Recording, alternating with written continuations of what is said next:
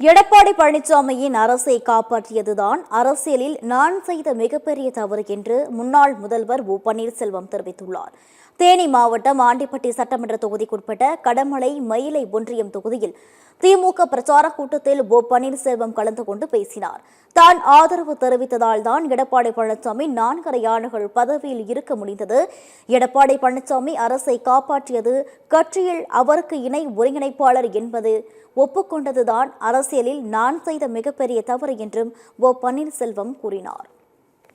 எந்த தவறும் செய்யவில்லை அப்படிங்கிறது எனக்கு தெரியும், மக்களுக்கு தெரியும், உங்களுக்கு கூட நல்லாவே தெரியும்.